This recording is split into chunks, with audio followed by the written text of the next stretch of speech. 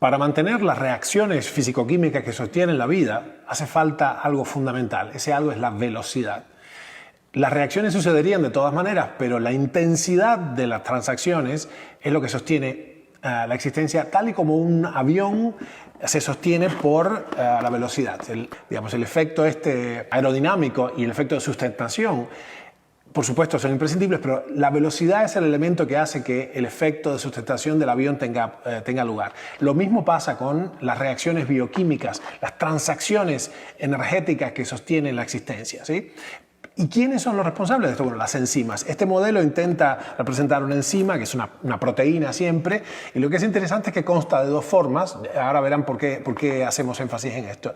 Los dos elementos formes de las enzimas son la apoenzima, que es esta construcción general, y la coenzima. Les será familiar seguramente la coenzima Q10. Bueno, las coenzimas son esta pequeña fracción de la enzima que completa estructuralmente el sitio catalítico. Este es el sitio donde se va a producir cuando viene un sustrato concreto. En este caso supongan que es este piruvato o ácido pirúvico que se va a convertir en ácido láctico. Este sería entonces la láctico deshidrogenasa. Recordemos las enzimas, el sufijo asa, glutatión peroxidasa, superóxido dismutasa, transaminasa, descarboxilasas, etc.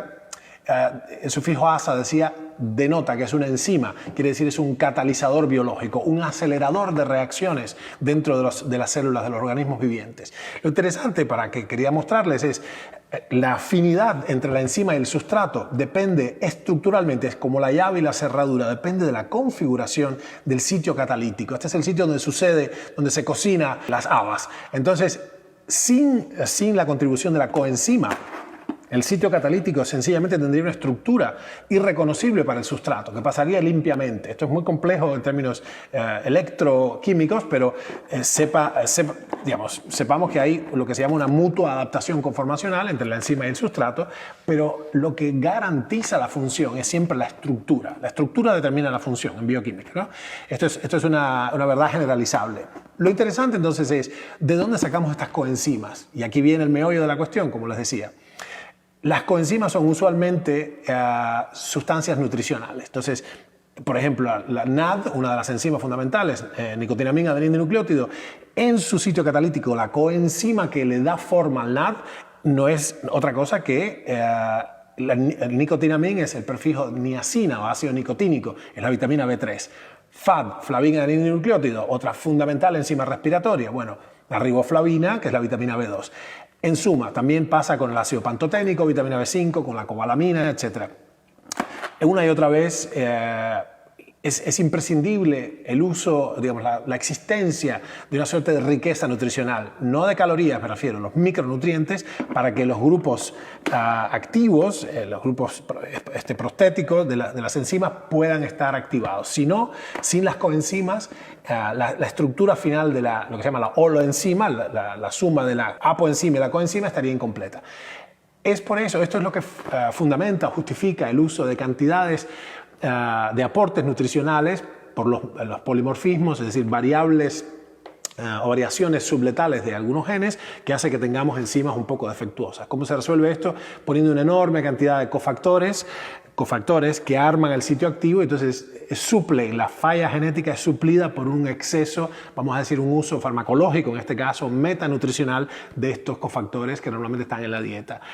Recuerden, la cantidad mínima imprescindible de una sustancia que nos mantiene con vida no es la cantidad óptima de esa sustancia. Yo puedo tener simplemente una cantidad de supervivencia de ácido ascórbico, 70, 80, 120 miligramos, pero si tengo 2000 miligramos estoy mucho mejor, por estas mismas razones. Así que en definitiva, y resumiendo la idea, las enzimas tienen este sitio catalítico resultante de la interacción estructuralmente determinada de la apoenzima y la coenzima. El conjunto de toda esta estructura anátomo-funcional, si se quiere, o morfológico-funcional más exactamente, se llama holoenzima. Y este complejo, esta mutua adaptación conformacional que ocurre entre la enzima y el sustrato, solo puede tener lugar si la cerradura es estructuralmente congruente con la llave que tiene que abrir esa cerradura. Bueno, esta es la justificación en términos de química estructural de por qué usamos cantidades farmacológicamente relevantes de estos cofactores biológicos. Una observación sorprendente en la biología es que los organismos tienen dentro suyo decenas de miles de reacciones químicas que ocurren extrañamente entre especies químicas que normalmente no reaccionarían entre sí. Fíjense qué interesante. Los organismos vivientes tienen dentro suyo como una ebullición bioquímica y hay sustancias que normalmente a temperatura ambiente, por ejemplo, de ninguna manera reaccionarían. ¿Qué hace que eso sea así? Cada día nosotros quemamos algo así como medio kilogramo de alimentos, le hace carbohidratos, grasas, etc., en presencia de oxígeno. Esto está muy bien visto, muy bien estudiado. El asunto es que incluso a temperatura ambiente o a temperaturas mucho más altas, 350 grados, es decir, no pondríamos prender fuego a un pedazo de carne, un pedazo de manteca, mantequilla, un terrón de azúcar incluso, si no hubiera otro elemento más que el fuego. Bueno, las sustancias que hacen que esto tenga lugar, las sustancias que hacen posible la velocidad de las transacciones energéticas dentro de los organismos vivientes se han llamado catalizadores o aceleradores. Esos catalizadores son las enzimas y que tienen diferentes propiedades.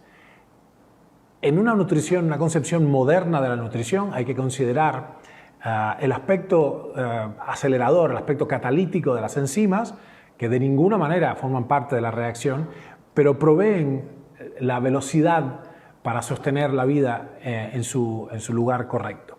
Es así que las enzimas proveen el ímpetu, la velocidad suficiente de las transacciones, el efecto de vuelo, el viento debajo del ala, para que la vida tenga lugar. Sigamos viendo.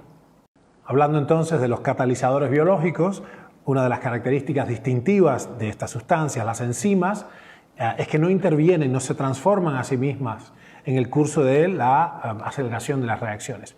Tocan, por ejemplo, el sustrato que modifican y simplemente en un milisegundo producen la translocación molecular que es su función. Pero ellas en sí mismas no son modificadas. Algunas enzimas son apenas un conjunto de aminoácidos, una simple cadena, pequeña como esta, y en medio de estas circunstancias cumplen a veces no solo una, sino varias funciones, es decir, sirven a varios procesos. El nombre enzima proviene de la palabra griega que designa las levaduras, estas que hacen que se fermenten en los alimentos, el pan, por ejemplo. Y ahí ya se conoce que hay enzimas muy específicas, como la láctico deshidrogenasa, que cumplen una función perfectamente definida.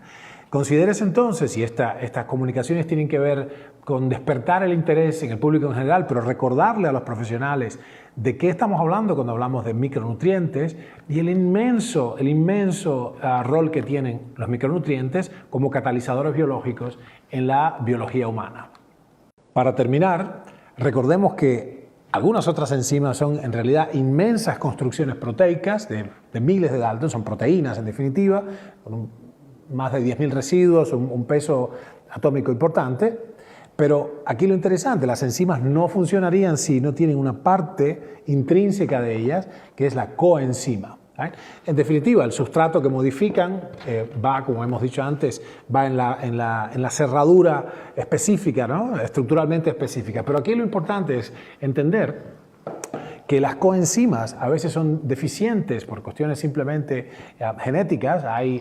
Son enfermedades, esencialmente errores innatos del metabolismo, errores genéticos, pero que no producen tan grandes perturbaciones como para producir la muerte. Son en definitiva lo que se llama polimorfismos o mutaciones subletales. Lo interesante es que se ha visto que estas coenzimas, que interesantemente son todos micronutrientes, una y otra vez, desde el molibdeno hasta el zinc, el cobre, la vitamina B3, la riboflavina, la niacina, etc., como ya dije, o qué sé yo, el ácido pantoténico, por ejemplo, la vitamina B5, forma la coenzima A, crucial en la conversión de colina en acetilcolina en el cerebro, crucial en la formación de ciertas, la coenzima A es parte intrínseca del ciclo de Krebs.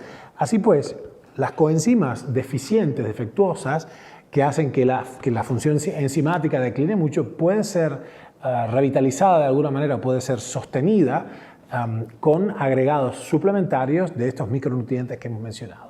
Para finalizar entonces, recordemos que todas las enzimas, todos los catalizadores biológicos, estos aceleradores de la intensidad de las transacciones, la velocidad de funcionamiento vital de las sustancias que normalmente no reaccionarían entre sí, no harían combustión a temperatura ambiente, dependen de los micronutrientes.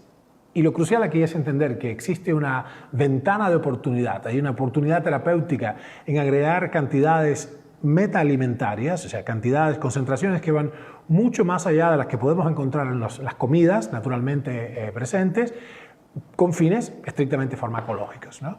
Bueno, sigamos esta conversación del fascinante rol de los micronutrientes como coenzimas de los aceleradores biológicos en una nutrición genuinamente moderna.